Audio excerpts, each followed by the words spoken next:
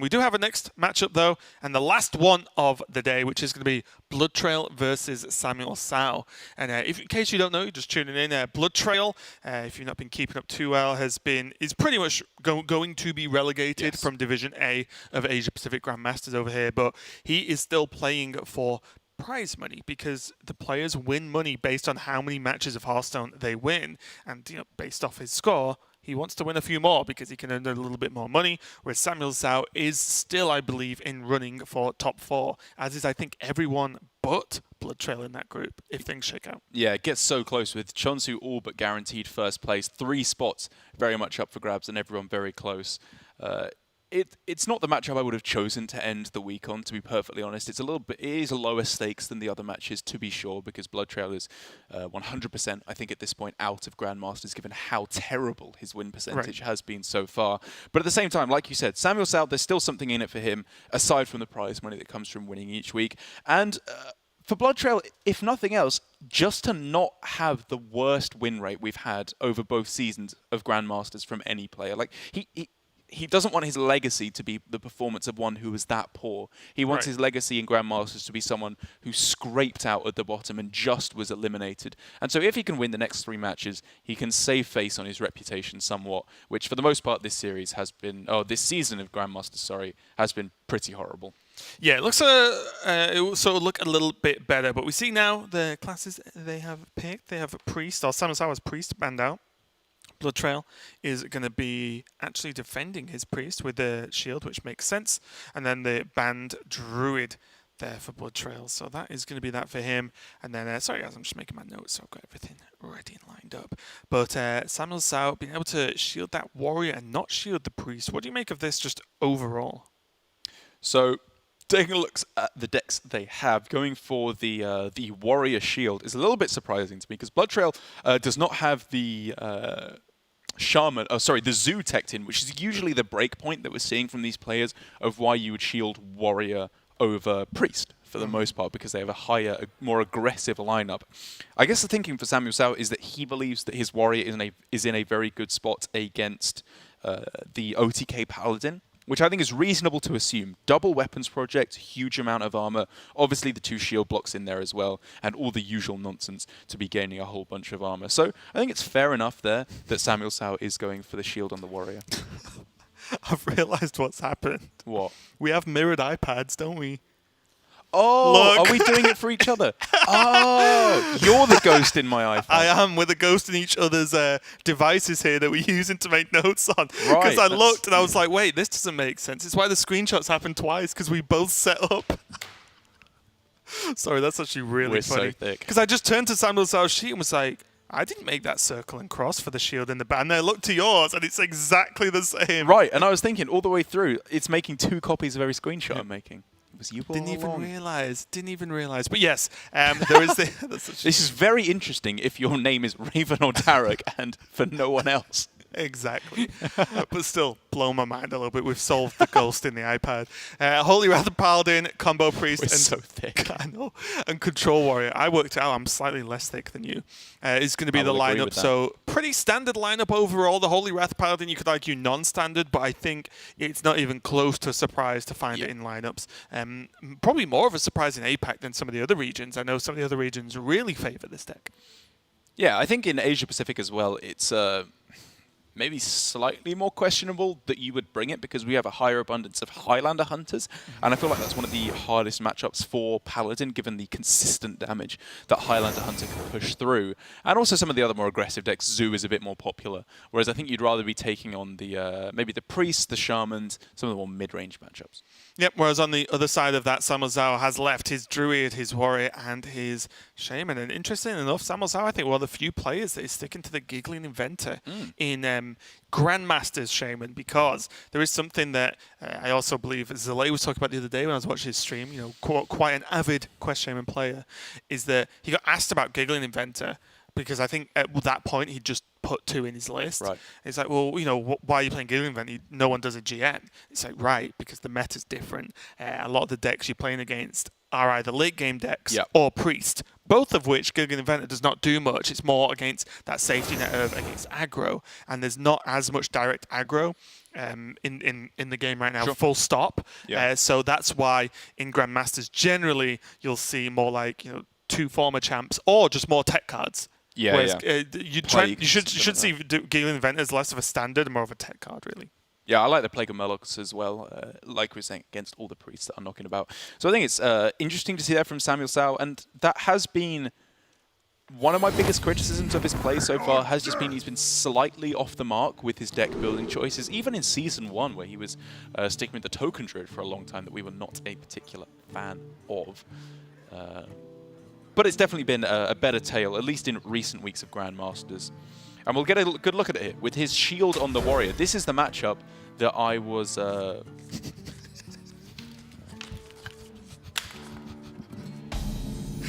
Carry on, I'm listening. This is the matchup I think that SamuelTsao was thinking he's favoured in, and the reason why he shielded the Warrior, because he has the double weapons project and therefore can gain enough armor to beat the Paladin. Okay, good. Thanks. Okay, because I feel like we've laughed too much to actually explain what's going on. Because we've got shared iPads, I can write messages that appear on direct screen. It's great. You suck on his iPad, and I will break down crying. Yeah, there you go. Very easy. I just wanted to see if I could break Derek, and it was actually way easier than I thought it was going to be. For someone who appears as quite the intellectual, someone just writing "you suck" just cracked him up. Actually met me. Too many times.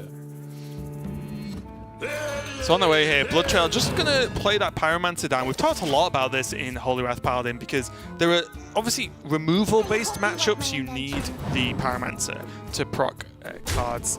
Not only just equality, but also just being able to do maybe some clear off some more token-based stuff. Yeah. But against Control Warrior, you're not planning on that to really be the case. You don't really have board states that you often need to clear, because if you do, then you're in probably bigger trouble than you want to be.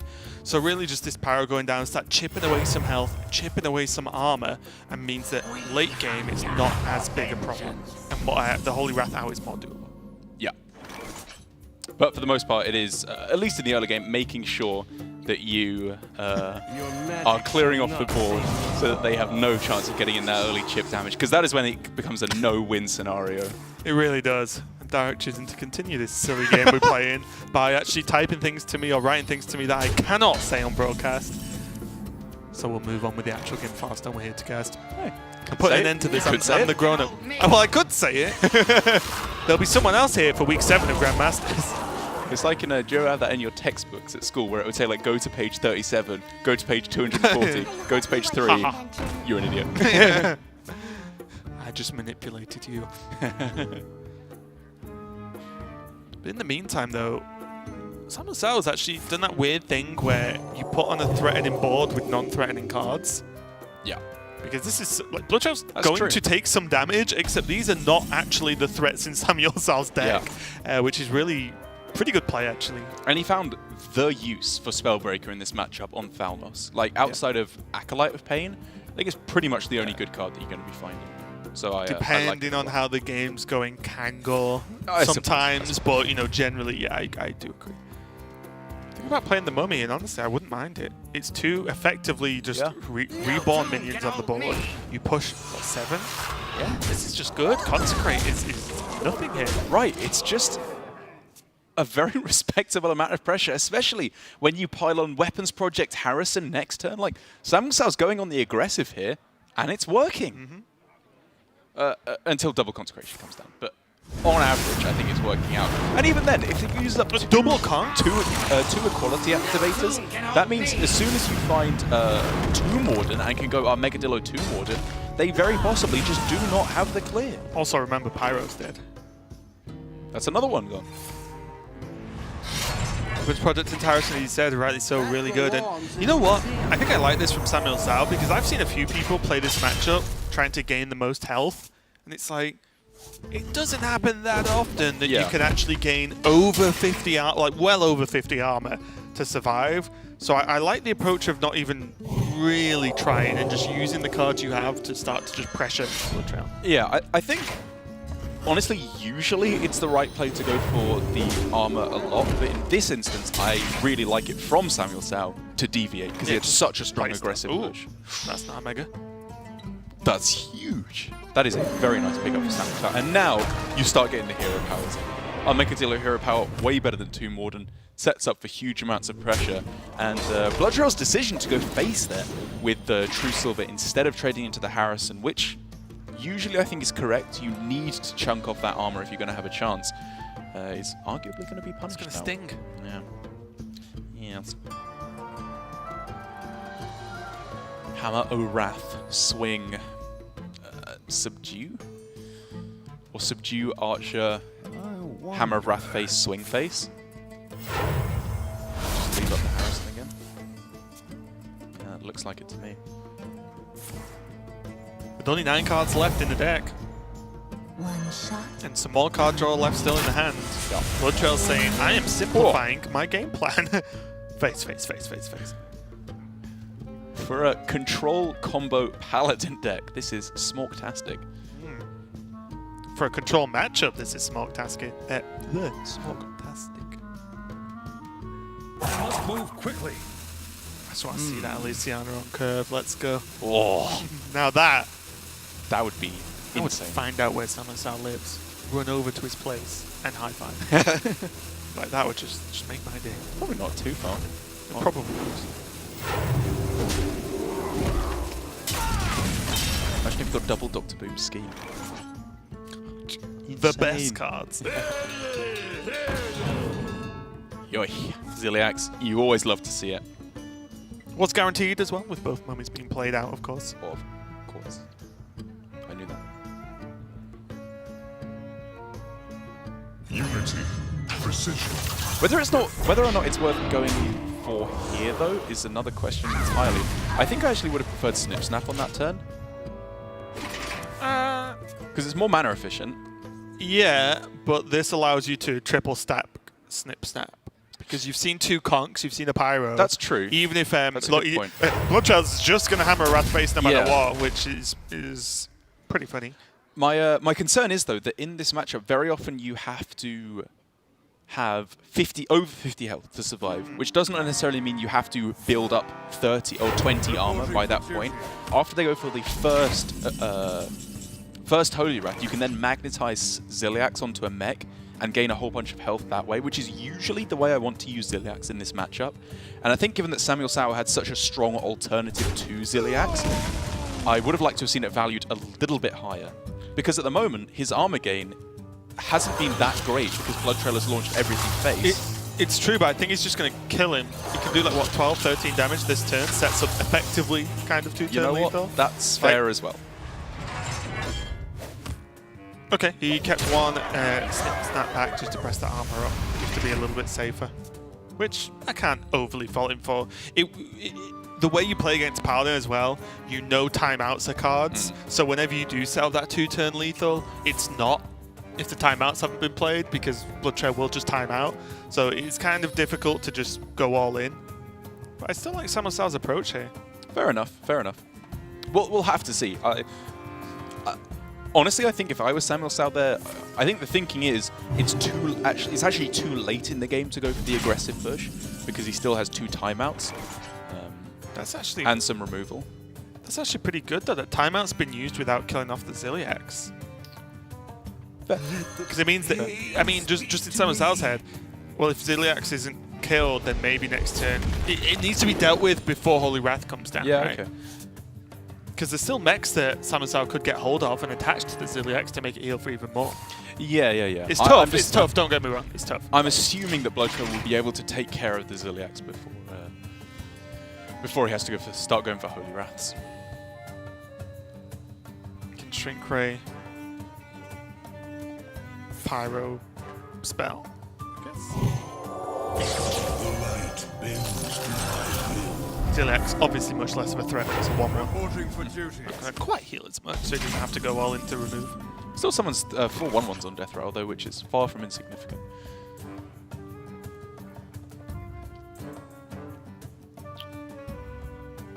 How interested are you as SamuelTsao in trading, and how interested are you in going face? Either way, the Kango has to die, right? Sure. Maybe it doesn't. Do you want to play like the weaker of the 2 or the bigger of the two Tomb Wardens on this turn, actually, to present pressure and hero power. What about Dynamite?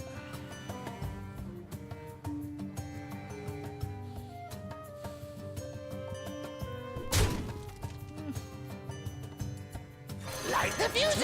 3-4, whereas the other plays like 10 points of pressure. Your opponent's just played Shrink Ray.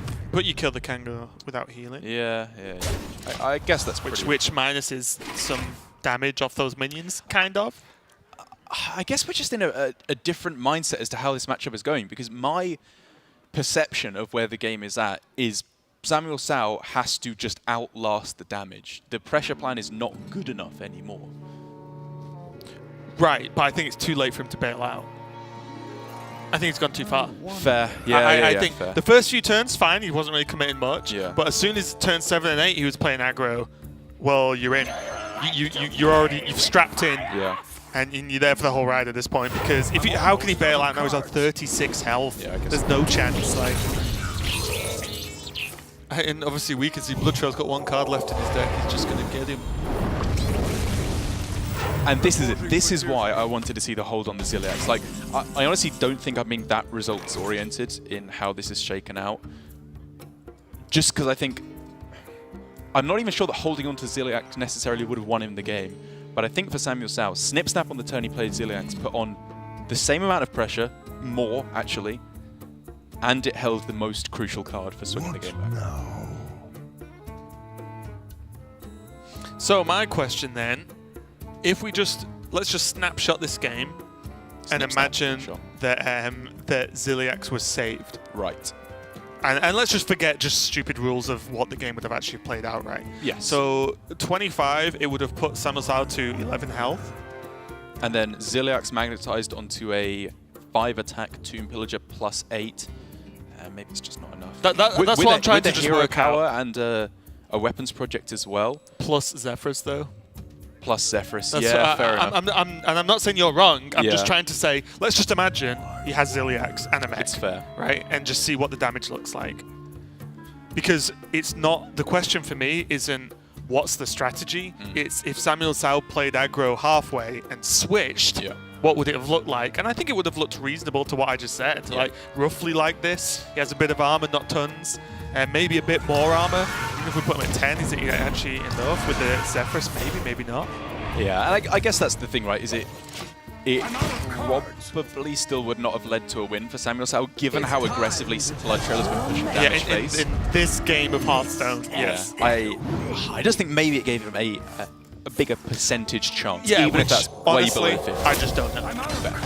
But it would be interesting, yeah. So yeah, there's the Holy Rat. Not for lethal, as you often feel is the case, but shield. I beg your pardon.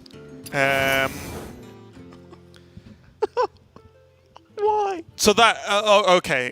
I was going to say something then, but it's not my decision, so it doesn't matter. I'll say it anyway, why not?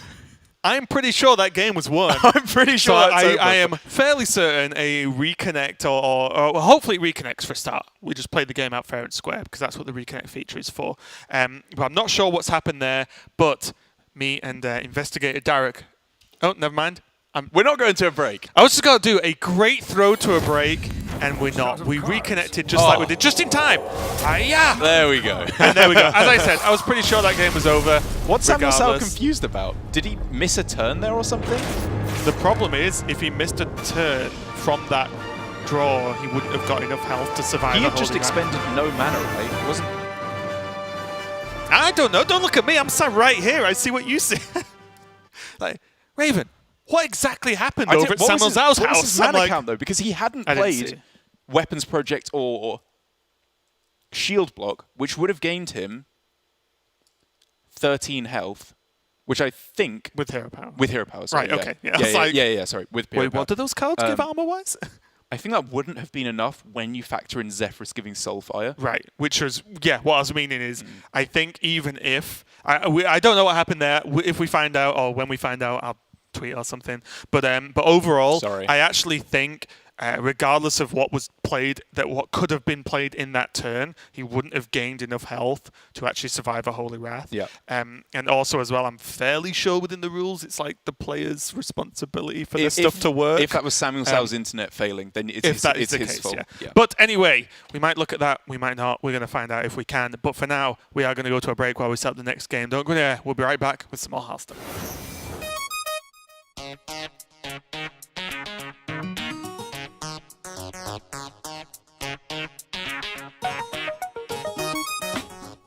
That's the extra damage. That is the extra damage. That is the extra damage. Power shield is lethal. Did he not get it off? Okay, yeah. Second digits. Re-injuring in the next set. Re-injuring in the next set is the same damage. Oh, no! No!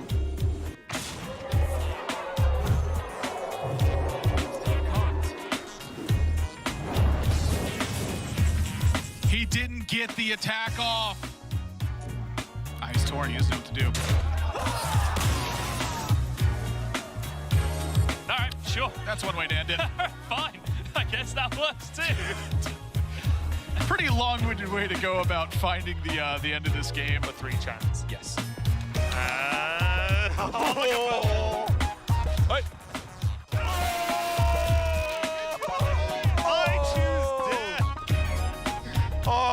What is Hearthstone, Derek? Absolute god, Ali Temu, hands up to the sky. Oh, the Shaxi, I think when he plays it, will need to have an answer to.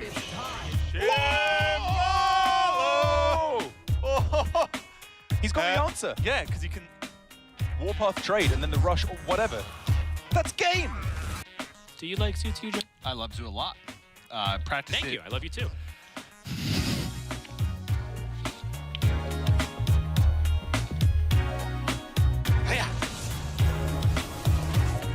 Sorry, lethal. No! That's the nightmare! But he just loses now. He's got 8 arms, he just thwacked all of them once. I've got 2 left.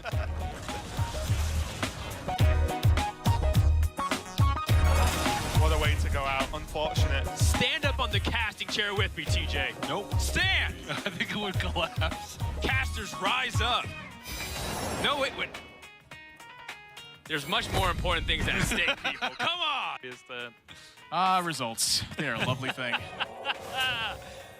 25. Oh my gosh. No way.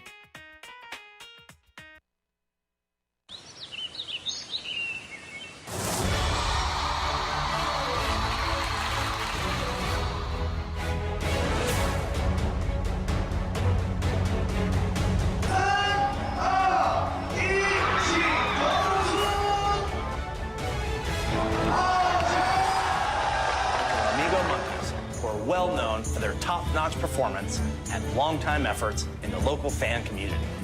We've created a special and memorable Hearthstone-themed weekend.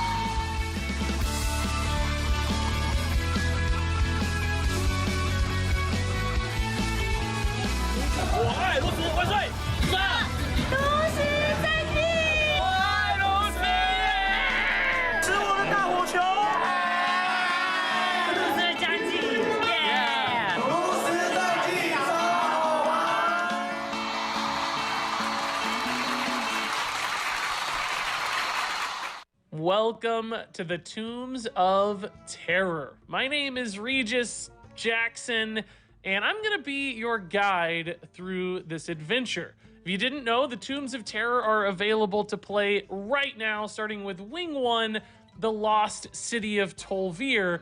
But before you enter, be warned, there are some terrifying things in the Tombs of Terror, and you might just need my help. This city is ours.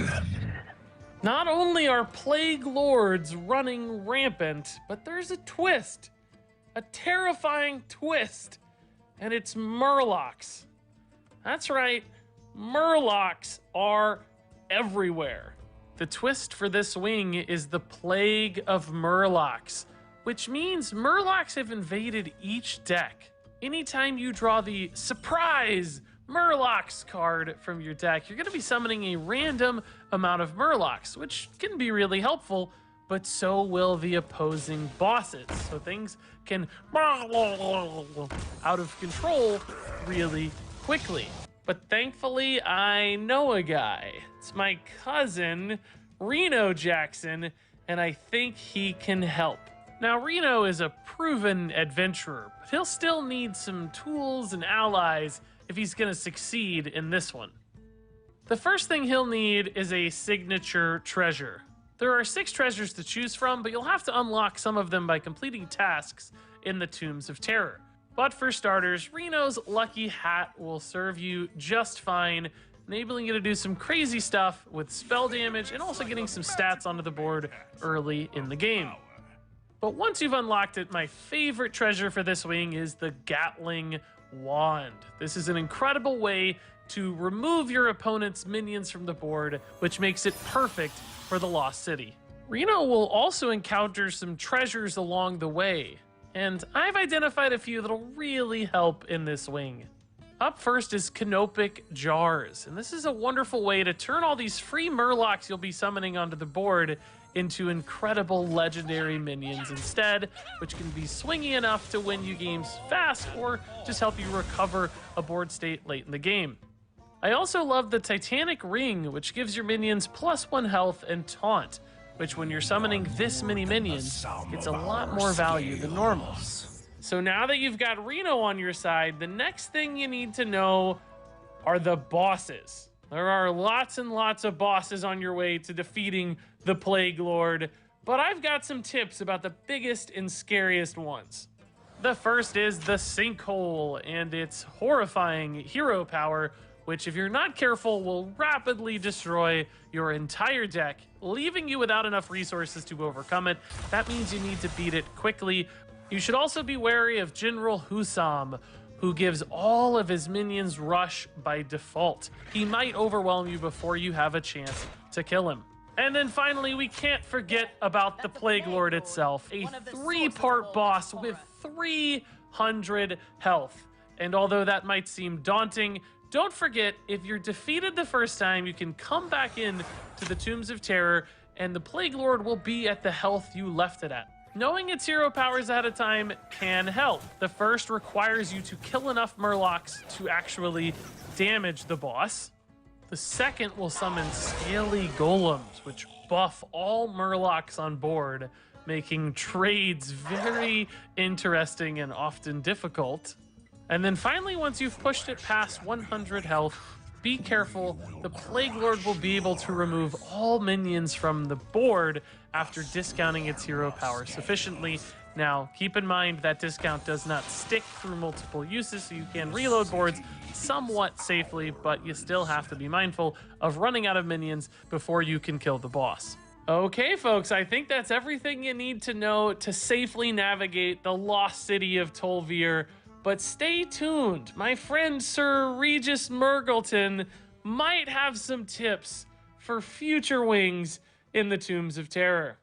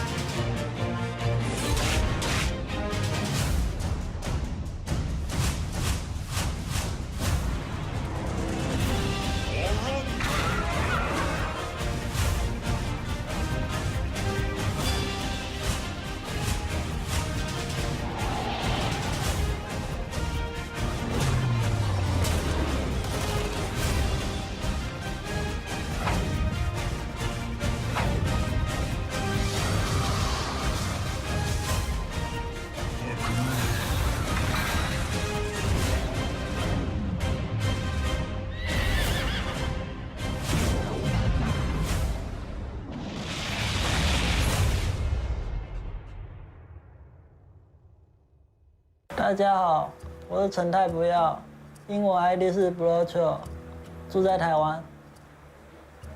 抱抱博士吧，因为他的天生技蛮强的，我觉得好像都已经被发掘了，所以基本上之后应该都那些卡了。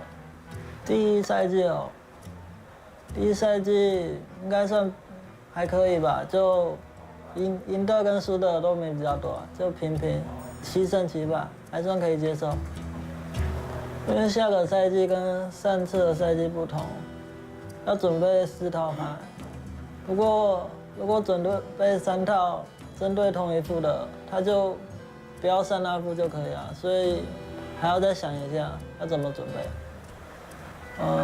因为有换组啊，这次过来的好像都韩国选手，所以大家实力都蛮强的吧，就要更努力准备一点。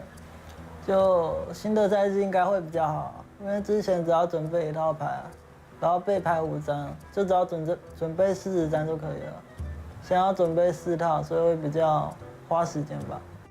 不过现在没有在打炉石的话，我应该去工作了吧，所以炉石现在就是我全部吧，因为现在就要尽力打好大师赛。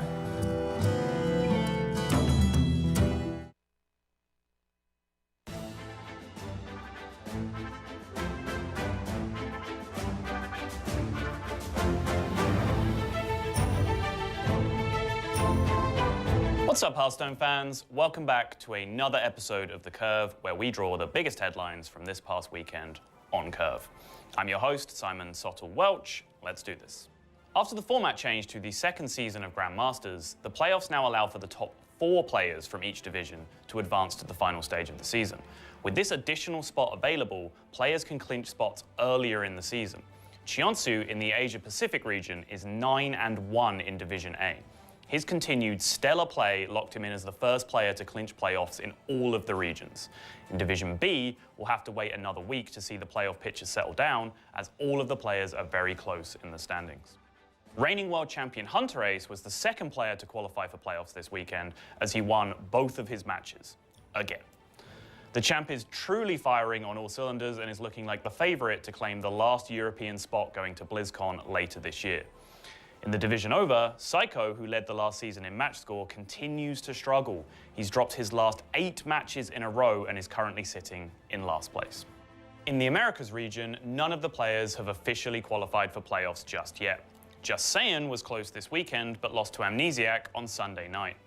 In both divisions, the competition is getting stronger. Amnesiac in particular, who started the season 1-4, has won his last 5 matches and was even able to beat the #1 player in his division. The region as a whole is going to have some very decisive results this coming weekend, and every game matters because of tiebreakers, so be ready for some intense matches. With the season closing, there is also the flip side of the tournament, where the last place players will be getting relegated from Grandmasters. Every player is fighting for their tournament lives, so keep an eye out for ETC, Race, Psycho, Viper, BloodTrail, and Patra, as many of them are in must-win situations to keep themselves from getting relegated. In this week's meta moment, we want to highlight Highlander decks. The current Highlander decks that were brought this weekend are Warrior, Mage, and Hunter. The key component of these decks is that they only have one of any individual card. Key cards in these decks usually consist of things like Zephyrus the Great, Tiamat, and class-specific cards such as this expansion's versions of Elise, Reno, or Bran. Each deck is powerful in their own ways, and if you haven't tried them, take a look at Firebat's VODs and deck lists from this past week to see 2 different Highlander decks in action. If you missed any of the Grandmasters action, you can check out the VODs on our YouTube page, youtube.com/Hearthstone Esports. Grandmasters resumes this weekend. Don't forget to follow us on Twitter, Facebook, and YouTube. That's it for us. We'll see you in the tavern.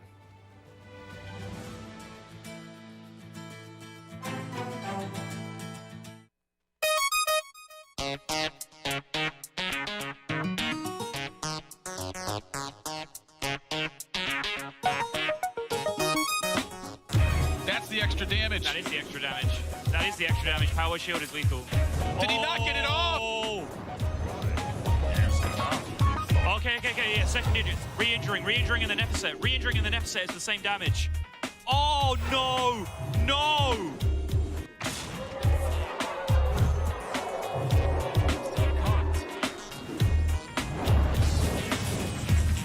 He didn't get the attack off. Ice Tor, he doesn't know what to do. All right, sure. That's one way to end it. Fine. I guess that works too. Pretty long-winded way to go about finding the end of this game. For 3 chance. Yes. Oh, Hey. I choose death. Oh, what is Hearthstone, Derek? Absolute god, Alutemu, hands up to the sky. Oh, the Shaxi, I think when he plays it, will need to have an answer to. Oh! He's got the answer. Yeah, because he can. Warpath trade and then the rush or whatever. That's game. Do you like Suits, TJ? I love Zoo a lot. Practice Thank it. you. I love you too.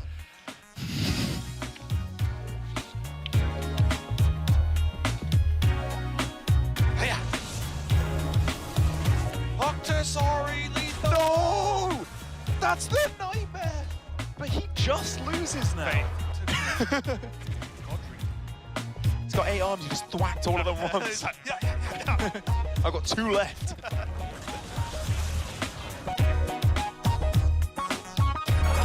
What a way to go out. Unfortunate. Stand up on the casting chair with me, TJ. Nope. Stand! I think it would collapse. Casters, rise up. No, it would. There's much more important things at stake, people. Come on! Results. They're a lovely thing. 25. Oh my gosh. No way.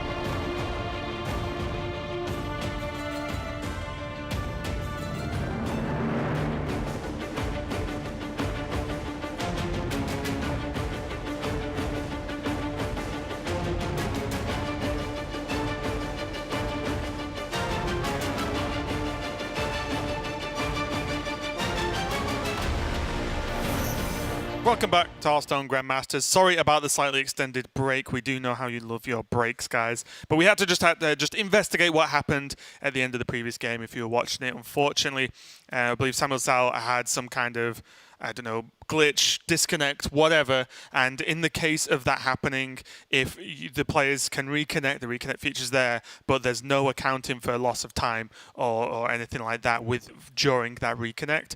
And unfortunately, SamuelTsao missed out on his turn, so he didn't have a chance to go for an out or get any outs to survive. And then the Holy Wrath was played, the game ended. Unfortunately, that is just the way it is, and it will be BloodTrail taking a win in that game. So the Holy Wrath hitting face counts. Basically, if you saw that at the end of that game. The main reason behind that is if every time the disconnect happens and the player misses a turn, we regame, then I'm not saying any players would, but you could you could force a disconnect. Yep. It's abusable and almost untrackable, right? You can't prove whether someone's lost internet or not in a natural fashion. But anyway, unfortunately it happens and we do have to move on. So we are going to be going into game number 2 of BloodTrail versus SamuelTsao. BloodTrail currently 1-0 up with that win on the Paladin. Yeah, sadly draconian, but there's no other real way to do it. And now SamuelTsao still far from out in this series. Obviously, there's the Priest left for BloodTrail, which I imagine is probably the deck he is favoring most heading forward because Priest versus Druid and Shaman, two pretty fantastic matchups. Priest versus the Warrior, even if you have to take that one and get a loss, you're still guaranteed one of the other two good matchups. And it's not unwinnable. It's fine. You know, we've seen it before. It's definitely just solid. Yes, the Warrior can have some very strong draws that lock you out, but also if they don't do that and you have just a decent draw, you can win the game. So it's very, very winnable indeed. So we'll be going into game number 2 between BloodTrail and SamuelTsao. BloodTrail on the top on the Priest. SamuelTsao on that Shaman, and this is a toughie for the Shaman. As always, Derek, I refer to you when talking about Priest mulligans. I think against Shaman, I'm a big fan of just having a lot of cheap stuff. I think Light Warden is it's one of the better cards in the matchup. Sure, I'm Do you like the fine arms? with this. I would have mulligan the arms. I know that.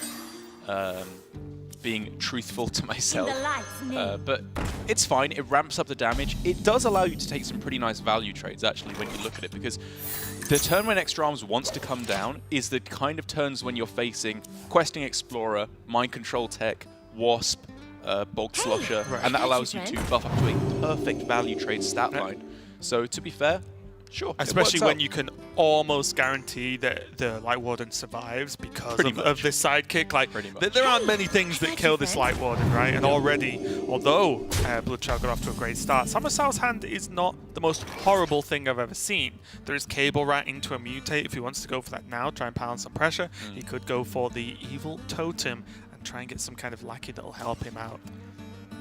It's tough, isn't it? Because if he goes Cable Rat and doesn't hit exactly like a 4 attack, like a 4/3, a 4/4, of which there's obviously very, very few. Are there any 3-mana 4/4s at the moment? Restless Mum is 3 mana, right? That's a 4. That's a 4 mana. Why do I think it's 3 mana? No idea. Is there a mummy that's 3 mana? I'm getting confused. There's Candle Taker. Okay. Which is kind of like Restless Mummy. Wait, why would you ever play... No, oh, sorry, not Restless Mummy. Generous Mummy. Generous Mummy. Okay, there we go. Sorry. Yeah, not Restless Mummy. That's dumb. Generous Mummy was what I was thinking of. Yeah, I was like, there is a mummy at 3. How is Generous Mummy a 4-drop? Yeah, that would be. It's already bad. It's like, come on. Yeah, sorry, I meant Generous Mummy. Apologies. And so because of the fact that only very specific cards, it basically had to be a 4 attack there for SamuelTsao to be in an any way reasonable position, I can understand going for the Totem there and setting up for the out of drawing Mogu off the top. Also nice enough here, spreading the threats a little bit, because what this means is now he knows there's a lackey in hand. If it's Ethereal into Hex, into Earthshock, whatever, well, which one do you Earthshock, right? Yeah. Which exactly. I do like this from BloodTrail, actually. Weirdly enough, it also gives you a little bit more ability to extend into Mind Control Tech, because if you have a bunch of average minions, unless they get something spectacular off Mind Control Tech, you're winning anyway. Order. That's just perfect. That is just perfect. Ouch. It's so much worse that he did it this way. Imagine if he had a rushing 2/1 and then could go Coin Goblin. Yeah. Oh, he can still do it. He can still go coin gobbling and take out the Light Warden. But now there's a 1-2 just sitting about on the board. There is little time. That would have been huge. Oh yes, my friend. Oh yes. We did it the other way. Yeah. And to be fair, it's not strictly worse because he could, of course, have hit Knife Juggler, I suppose. But like in that instance, he'd still have to coin out the. No, it goes into a 3-drop. Oh, you mean sorry, from the faceless. Apologies from the faceless. From the face. Oh no, wait, no. Even then, no, because you'd always do it first, yeah, right? That's just worse. Are there any things that get better if you play a spell? Mana Worm? It's better if you get Mana Worm. Yeah, Sure. which does not stack up for me. Of course. And now turns I'm get trying to find awfully favourable simple. Yeah. Yes. Super all right though. Okay, yeah, right, that's yeah. pretty good. That is pretty good. Might be And the to be fair next to tech I try SamuelTsao, out after the Griffin tournament. he just got 2 insane evolves there, or 2 insane generations. The Soup Vendor and the Magic Carpet were pretty necessary, I think, for him to have any chance. And it does mean that he's far from over here, really. BloodTrail's not that far ahead on board, and he has no draw, which is the really devastating part. If he had a Cleric, then we'd be talking. Which is, of course, why it gets a little bit more suspect. He would keep the that starting hand with like extra arms because it's not Cleric, which is always a reason to be throwing away a card. Job done. And he's getting some real duds. Yeah, as he does have the backup of the second extra arms, of course. I'd argue this is very close to SamuelTsao's favor. If he can just find a lackey to activate the Wasp, we'll laugh it. Perhaps You think a Mogu? extra arms heal trade? I think it still keeps BloodTrail just about in the lead for the moment. Maybe with a Topsy-Turvy to buff the health on one of his minions instead of the attack. Maybe, yeah. It's probably better. It's almost certainly better, especially with an Inner Fire. Yeah, so he could actually heal the 6/5 Right. I must trade, Swap then it to Topsy. 1/6. Yeah, and then even swap it with Inner Fire. Or buff it back up, sorry, with him. This has changed. quickly. If this works out the same, Yeah, sure. doesn't it? It doesn't actually change the outcome, I don't think. I think I would like to see him swap, though. I think you're not going to get much of a better Topsy than this. This dies to so many other things, right? Yeah, this is good. And again, I don't think you have to use the Inner Fire here. Save it for the potential top deck of Divine Spirit, which would be insane, of course.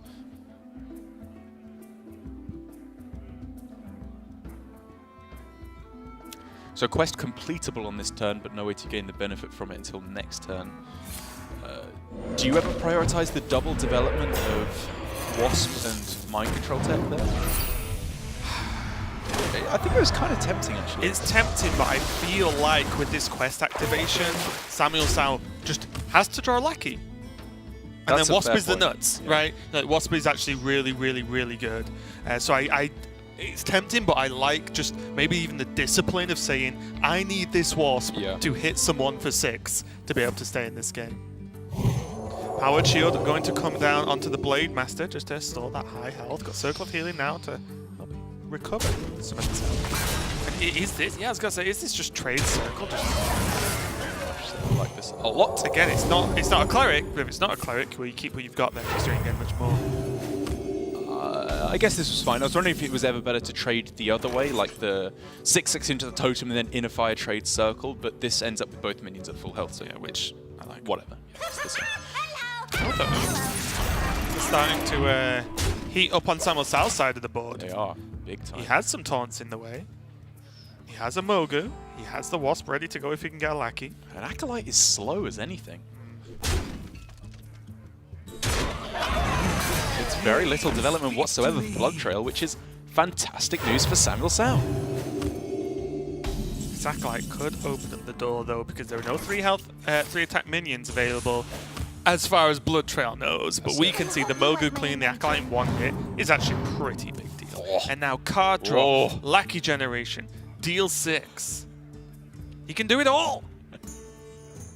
Shout out to the guy in the background of SamuelTsao camera. Put some trousers on, please. Witchy Lackey, fantastic, of course, with both the Mogu or the Giggling. I guess you'd probably go on the Mogu because you would want to sack the Giggling into something. Maybe. Depends on how it shakes out. I wonder. Dark just inside of the fence there. Running through it on my head. I'm running through it. It's maybe you can do this, I'll do this, I'll do this, I'll do definitely, that, maybe, maybe you can do possibly, that. maybe not, possibly, probably, definitely not correct. Sometimes. Sometimes. 60% of the time, it's correct. Every time. Oh, that's a little bit too close to the bone on my casting.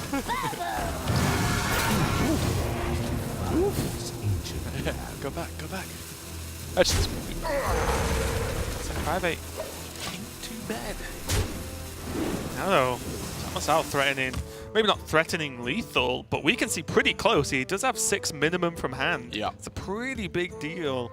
And although there's one Samdi available for BloodTrail, there is just nothing else. What does he do? He has to play it to draw cards, right? I don't know if it's getting there. And this is the matchup that BloodTrail was banking on winning, because if he loses this, he's probably facing down SamuelTsao's Warrior, which is a different story entirely.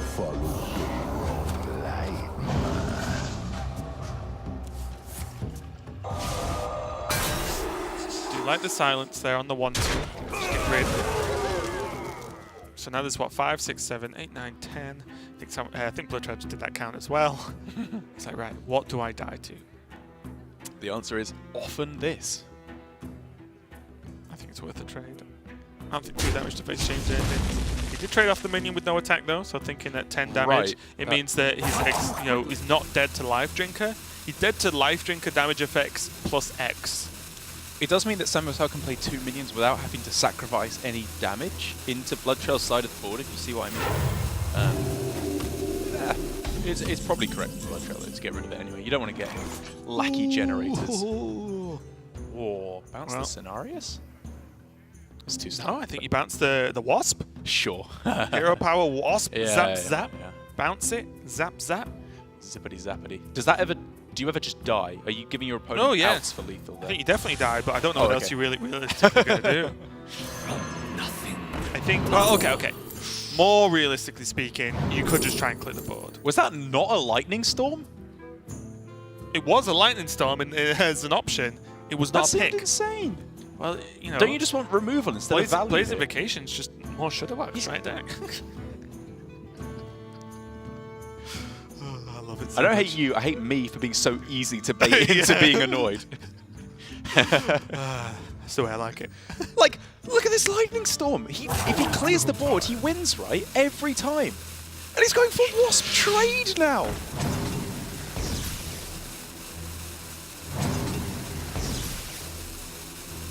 BloodTrail versus SamuelTsao. Story of how high-pitched they can make that. Pretty much. I don't know. I thought that was wrong every day of the week. I would never have made that. Oh, he didn't get the pick.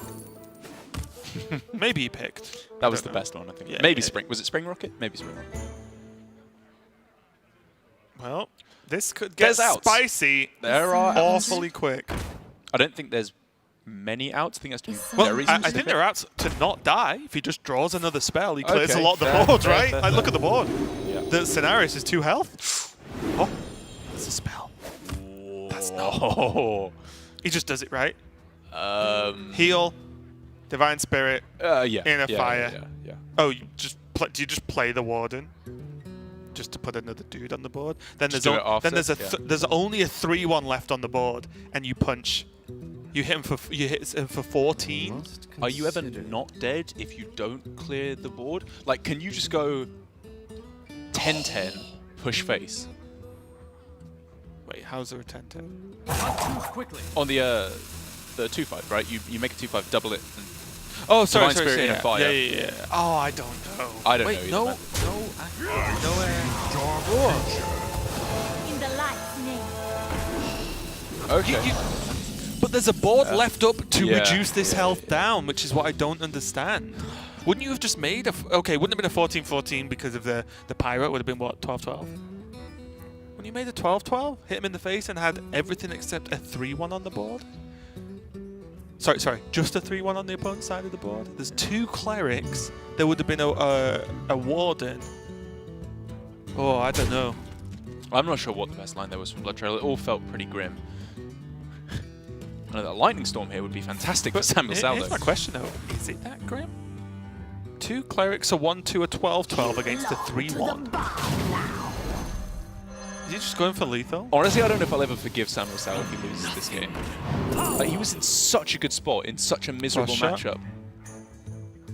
Has to be Frost Shock, right? Probably, yeah. Ah! 1 mana off. Oh! Oh! Noises! Loud noises! Is Lava Burst lethal? I can't see. Me neither. You're up, SamuelTsao. You're counting here. Yep. But do it quick. 1, 2, 3, 4, 5, 6, 7. No. Plus 5. Plus 1. Plus 1. Saying words. Yeah. Not quite.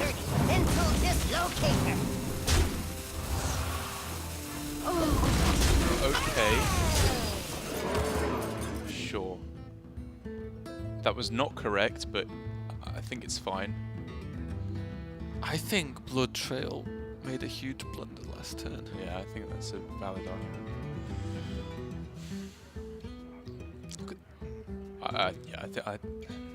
I think SamuelTsao probably just wins.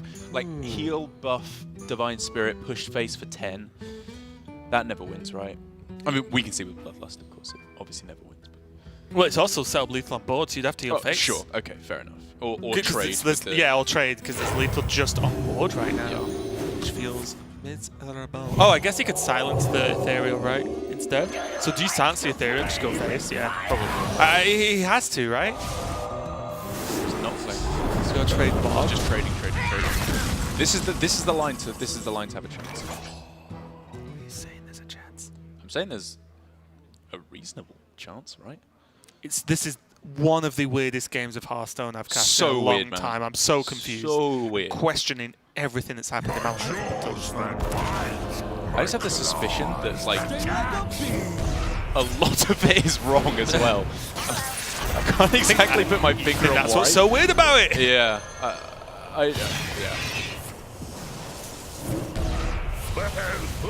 So popular to, contrary to popular belief, there we are, say the phrase the right way around, the Whelp is actually kind of bad. Because SamuelTsao wants just stats, and a 2-2 isn't good. Unless he kills it this turn somehow, which I don't think he can do. We can see a trade away of the MCT on this turn, and then Goblin Lackey to rush in the Shudderwock into the Amit. That seems good to me, right? You trade in the MCT into the Light Warden, Beaked Lightning. I don't know what this one is. It's kind of... Oh, no. This makes sense. This makes sense, right? The Pyro's the scariest thing. Good recognition. Yep, fair enough. This makes sense because, there we go. Well, yeah, killing the Pyro is just lethal. Yeah. But yeah, the reason is that after Silence being used, Pyro's the only thing that's getting through the Annoyatrons, and you remove that, and then, well, there's 2 minions and 4 attacks worth of attacks required to get through just the 2 taunts. And those attacks don't exist next turn, which means, you know, Bloodlust, whatever, follows up to get the win. So that's a, you know, like you said, good just recognition. very solid recognition of going big, scary Amit, but it's the sneaky Pyromancer on the side that's actually the problem.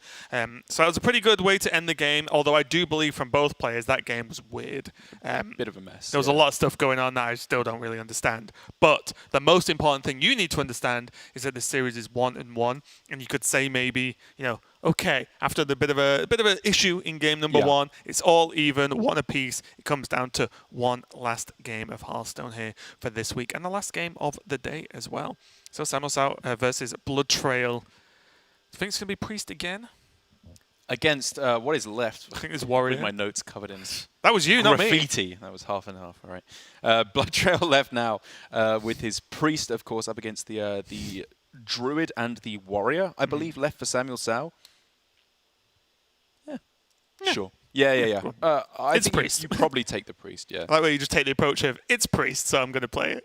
It's Priest, yeah. Because otherwise you've got Warrior Mirror or Warrior versus Druid. Yeah, I think you just play the Priest again for SamuelTsao. Yeah, I think it's reasonable. Again, I don't know. I'm choosing to believe it's not the case because the results actually back it up. But I think the level of like mythical godlikeness that players, pros and just general players alike, have put onto Priest is maybe a splash too much. Of course. But there are multiple different stats you can look at that just back up the fact that players who are good at Hearthstone pilot Priest and win quite often. So I guess it's reasonable, but I think it's worth a thought in situations like this where you don't just go, I have Priest left, IQ Priest. I think it's definitely worth just considering what the actual matchups look like. If anything can be a little bit better, if you're predictable, and that gets punished in some way. But in general, if the worst thing you can do is just snap Q Priest, it's never going to be that bad. That's right. It gets a little bit more mind gamesy than that because, again, as I was saying, it's not just how Priest or Warrior stacks up against the 2 decks left from SamuelTsao. It's about how does it stack up against the deck you predict he's going to queue. Right. In which case, if you predict he's going to queue the Warrior, then you could go for the Warrior of your own instead. Because if you think a mirror is better than Priest versus Warrior. Right. I don't know if I necessarily even agree with that. But I think it's all weird. I honestly think you could make the argument that we are most likely to see, don't hate me for this, a Warrior mirror here. We've just been saved, though. You're the savior we need. It's going to be Priest. And what was that? Priest versus Warrior? I think so, yeah. So, yeah, it's going to be Priest versus Warrior. BloodTrail going for it. And again, maybe it was... I think that is just BloodTrail saying, I don't want to play a Warrior mirror.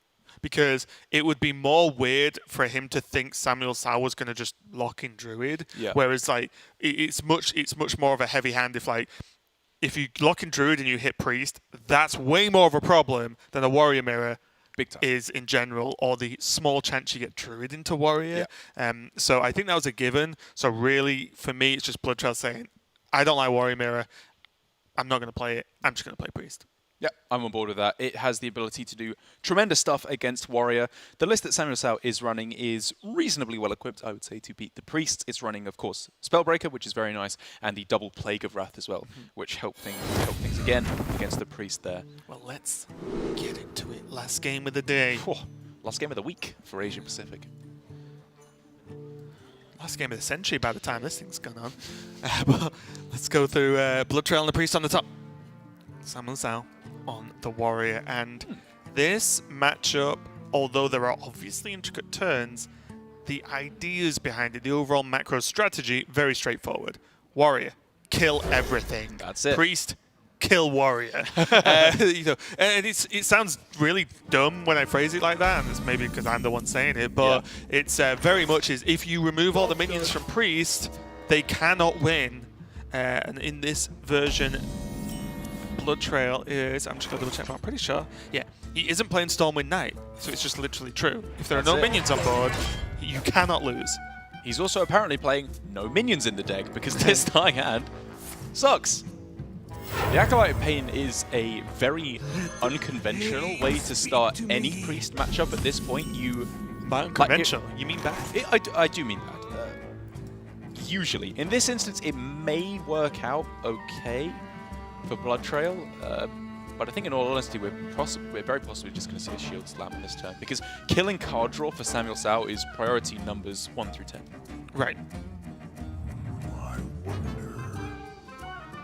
BloodTrail, there's only one gadget Zan away from a good turn.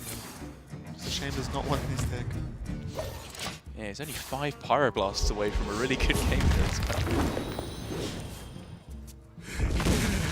Oi, oi, oi. Okay, there we go. Saving Grace. That is if you're going to draw Circle, that's the card you want to go with it, of course. Correct ordering as well. You know what state of mind we're in when those are the play-by-play analysis from Mr. Derek Brown. I'm losing my mind over him. And you wonder why I didn't get invited to the top secret boot camp. That would be stood over all the pro players' shoulders going, whoa, whoa, whoa! Make sure you play Blade Master first before you circle. I'm just saying, though, that is actually the exact kind of mistake that all those guys would make. Like, they would play the most out-of-your-mind macro game of Hearthstone you've ever seen, and then they would go Circle Blade Master. Like, if they're going to make a mistake, it would be that. Well, funnily enough, honestly, that happened yesterday in EU, right? Someone go Circle Blade Master? No. So the silly mistake, right? So basically, in the mirror, Tice was versus Silvername, like I mentioned earlier. Tice played a cleric on one of the last turns of the game, and he had a wide board. Oh, and almost died. Yeah, he was literally. I think I saw that. If Silvername could put 2 more minions on the board, I think he would have won. Wow. To prot the circle, and it's just like. I don't think Cleric ever needed to be played, and I think Tice was in such a good spot, and it's just like the very last bit where your brain just stops for a second and be like, Cleric, good, play. And then it's like, wow, it's like the one way he could have lost. Yeah. It's crazy. But in the meantime, there's a weapons project being played, 6-11 BloodTrail on the board. And I think SamuelTsao just has to run this Ziliax in, right? As opposed to hit Plague? Do you not prefer that? That's the play I was looking at most heavily, 100%. I think Ziliax is actually the play I'm looking at last. I think I'm looking at hit Plague, then Harrison, then Ziliax. I mean, hit Plague's fine, yeah. I was wondering how much like health total is something you're ever bothered about. Yeah. I guess there is a chance it heals up to full anyway, so you're in trouble. So. Whoa! Brave! He's not as if BloodTrail's got no cards. Yeah. It draws him closer through his deck. So the thing I was going to say is that with 2 Plagues of hand and neither Warpath nor Whirlwind, which he runs one of in the deck, I would like to see one used there to set up for likely Armageddillo being able to be played next turn. Because Armageddillo into this Blade Master at the moment is a horrible value trade that you're giving BloodTrail. And I think setting up into just playing Armageddillo next turn is something I wanted to move quite aggressively Oh, really? towards. I think so. Because there's one small thing where Armageddillo into Tomb Warden, there is a 1-turn gap, so you don't. Ziliax on that turn. It's true, yeah. I'm not saying you shouldn't play it next turn, but I'm saying you have 2 turns to play it in. That's so true. That's if you do something different next turn, say he just brawls next turn or does whatever, my only argument for that, or in favor of Armageddillo next turn, is, well, Warpath Plague is a pretty good thing, but he did not have Warpath when he made the choice. It gets pretty complicated, huh? It does. But my overall point is SamuelTsao does not have to drop Armageddillo. Use it now. Now, though, well, that's just a brawl. He just has to, It's probably just a brawl. Brawl, and then worst case brawl into Warpath Plague, into X. I think with this much removal in hand, I don't want to throw minions into the meat. Yeah, well, why? Yeah, there's just no point. And also, he might just die. The board's scary enough to actually just die, and that was a nice outcome. I think that's probably the best outcome. I agree. Take 5, remove the whole board, as opposed to have it leave a 2-3. Yeah. I'm with you on that. Now, though, if this is a Blade Master, that is just a BM. Or an Acolyte. I'd take an Acolyte. Don't want that. Don't like that. Did you not get my joke? Oh, sorry, I didn't hear. What did you say? So it'd be BM if you got a Blade Master. Ah, BM. very good. Blade Master. BM, yeah. I too love Brian Kibler of PM Kibbling. Oh, there we go. I was like, wait, how is he work? I know Kibler can be Works worked his way into into anything, anything. but how is he going to do it this time? There's always a way. This is actually a good Armageddillo.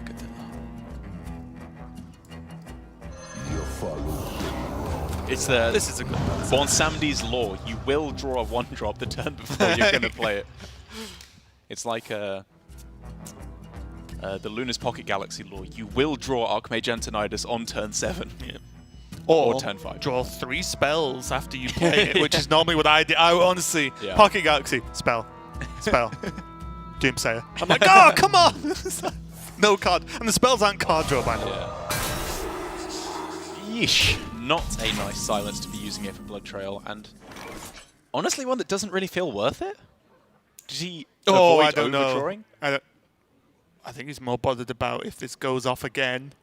Does he just die to Tomb Wardens? Yeah. Like, those are massive. I was mostly factoring in the taunt. I guess, sure. And he plays Sure. 2. I wonder. Yes, good point. I thought you meant Armageddillos for a second. Yeah, Faceless Brewmaster is just Faceless Brewmaster. Oh, that's right. That's the right order. I was like, wait a minute. We'll just double check. Yeah, this is let's see, it's over. No, it's not at all over. But Circle of Healing here. Could do some work. Hey, good job, Dink. It could. It's just the Tomb Wardens at normal stats are hard to get through for Priest. Never mind, like, buff Tomb Wardens that have actually gone to the gym instead of just signing up and then regretting it afterwards. And then struggling to cancel.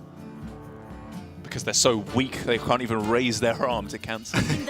No, have you ever tried cancelling a gym membership? I've never had one to cancel. Hey, well, what's worse? I'm ahead of the curve. It's incredibly difficult. You need to give notice. Oh, really? Like, what notice do I need? You need to have 2 months. So what? Why? I'm a lazy slob. I'm just not gonna go. Like, what notice is required? Just stop taking my money for machines I'm never gonna use. Quickly. I mean, could you get angry about that? You eat more. It's just a cycle, really. The gym's just made me worse. My name's Raven Bagley, and I've put on 50 pounds since joining the gym. It's just a mistake. Strict misplay.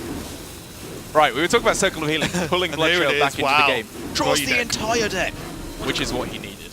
But now, a lot of these were his good minions too. Oh! Yeah. Those are actually like 3 of the worst burns. I think he just loses. Yes! Now. That was an absolute disaster. SamuelTsao clears and the game ends, right? Plague. You know Plague what? GG. SamuelTsao, don't even swing face. Does he even Just have to play? Plague. Can't he just go Whirlwind? Like, or Warp Off, whatever. Like, he doesn't even have to sacrifice off his own board here. No, but he has 2 plagues, so... But May like, as well. he can keep a minion in play is the point though, right? Like, he can go, take this trade and then just go triple one. I wanted to see swag points myself of just not even trading, clear the whole board with Plague and be like, it was a cool armor up, look, and then just stare into your camera. That's what I wanted to see from SamuelTsao, but this, as an actual good Hearthstone play, is much better. And BloodTrail literally burning, what, 3 of the worst cards in his whole deck? What was it? Amit, Divine Spirit, and...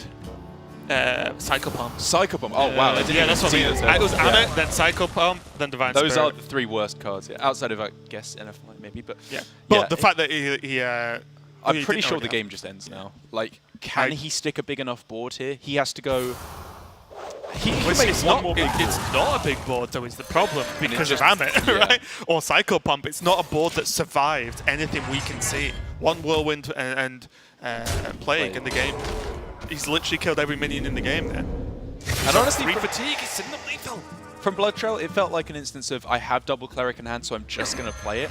I think with the top deck of Circle, maybe there should have been a like, drawing 6-7 cards in turn. I'm wondering, it's probably enough. In the time it took him to play it, did he actually count how many cards he was going to draw? I'm going to go ahead and say no. 3? Like, you might need those versus Warrior. Maybe he thought he was far enough behind that he just needed to not burn the nuts cards, and then just that was enough, which again I can respect. I think if he acknowledged, he was like, right, I'm going to burn a few cards, but if I just keep one, get the Divine Spirit, get an Inner Fire, maybe an Amit or a Psychopomp, that's just good. But burning all 3, I feel, was just back-breaking. I don't think SamuelTsao even needs to go Plague of Wrath here. I think he can go Ziliax, Snip, Snap, and that just insta-wins the game. Maybe that's weak to silence, so he doesn't need to go for that. But like, but he knows there's like 1 minion left, right? Yeah. So, and he has 2 plagues, and he can activate. Can he? Oh no. Okay, I'm with you because he doesn't have a second activate for Plague. Okay. So don't play it yet. Yeah. Wait till you see that Tolve, then Plague. Because he won't. The game is. Know it's there, the game is. There is no way back in. And that's going to be it. SamuelTsao cleans up this series. And you've got to say, well, BloodTrail going 1-11, worst score. He was guaranteed relegated, but obviously this is just looking from bad to worse. But also, to be fair, I feel like SamuelTsao had a rough go of it because of his technical issue in Game 1. He did end up losing that game, mainly because of the technical issue, and it's very unfortunate. But he won the series, so I think even though he was no doubt a little bit upset after Game 1, wipe the slate now. He won the match, done. And I really don't want to be too harsh, but that really felt to me like a case of who wants to win the game less. Like, there were so many instances where I disagreed with the plays on those players there. Even SamuelTsao in the game one, you can feel for him with the technical difficulties he had. I think he made multiple plays along the way that led him to a losing scenario. I don't think he had to be close to that point where he had to go for an out of shield block. Saving Ziliax, as you know, I was talking to even Casey in the break there. He was watching on a half-hour delay, and he was still saying there were other mistakes along the way. And I'm not outing Casey there. He wasn't being toxic. He was just offering some constructive criticism. Casey just said that all the players were trash. It's a little bit too close to what something Casey actually might say, so I'm not going to out him for that one. But yeah, I think they're basically, for both players, you can see multiple points along the way. It was one of the sloppiest series we've seen. It was messy. It was messy across both sides. But as I said, regardless, and I said this earlier today of other players, and I'll say it again for these players, or mainly for SamuelTsao, even if it's messy, you got the win. And it's unfortunate that it has to be messy when you look at it, but the win happened. So he's got to be at least happy with the overall result of the day. Let's take a look at the results of today as a whole and see what happens. It feels like it was an eon ago at this point. It was. Tyler beating down Chonsu 2-1, taking a win off the big dog, so to speak, and also Tyler himself stating how important this specific win, beating the top player in GM right now, for APAC to get not only a victory for Tyler, but also a huge boost to his tiebreakers, because you don't even have to work that one out. Chonsu's beat everyone apart from Tyler once and one other person once. That's it. That's great. However, while things are still somewhat divided in Division A with Chonsu right at the top, Alutimu and Frosty there, with Frosty taking the win, means that things get even closer in Division B. Both of them now at 6-6. Tom 60229 taking the win over BloodTrail there does mean that Tom is now, I believe, equal with Glory, with Dawn being a win below, and I think Staz being at that equal second place now with his 2 wins this week. We'll take a proper look in a minute there. We could just check out the standings, I think, pretty soon before we just read out match results anyway. But overall, as we said, the Flurry taking down Shaxi was a bit of a close one, but there we go. This is the important stuff right now. So as we take a look, I want to kind of just start at Division B, but Tom, Glory, Staz, Dawn, Alutimu, Frosty, and oh no, it can't be BloodTrail, right? Because even if he wins 2, he's only on 6 wins in the top 4 or 7. With that loss, I think BloodTrail lost. So BloodTrail cannot make top 4, but he is maybe safe for the season.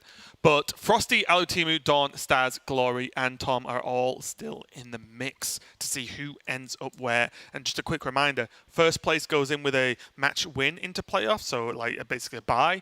And fourth place goes in with a match loss, so an anti I don't know what they're called. Disadvantage. So, yeah, even though these players that are contesting just to get into playoffs, you still want that 3rd and above spot, really, just to feel a little bit better. Whereas, take us through Division A. Well, we got Chonsu here. I believe not 100%. Oh, no, wait. I think he is. Yeah, he is now locked in. Yes, yeah. I was going to say he had to win this one. Didn't even have to. With just his first win there, he's already locked in. I think if... yeah, either way, he is 100% locked in for first seed now, and I believe the first player to do so, which is, of course, mighty impressive, and I think very well deserved. Even if he was to lose the next 2 series, in the last week, he has been the outstanding player. 10-4 is ridiculous. Never mind 10-2, and he might go 12-2, which is even more ridiculous. And also, just the point where we see how close all the other players are. He is the one who's risen above, which is just very impressive, even if you consider sample sizes and such. But yeah, the rest of Division A, though, spicy. So close. Even Rivius there in with a very good shot of getting up to the top there.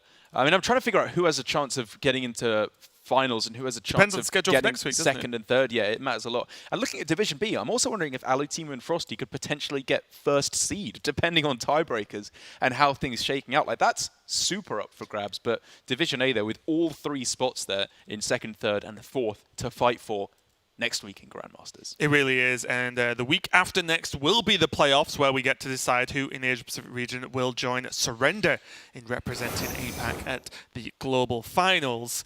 But next week is the final week of the league season, which is basically just going to just solve everything. So make sure, if you do anything else, just make sure you tune in next week, because we are going to find out who is in those playoffs and the results of every single thing for the last few weeks of GM. I'm looking forward to it. Yeah, it all comes down to that. It feels like relegation already pretty much locked out, but I cannot wait to see who will be joining Surrender from Asia Pacific at BlizzCon. Yep, it's going to be huge. But from Derek and myself, we are done for the day.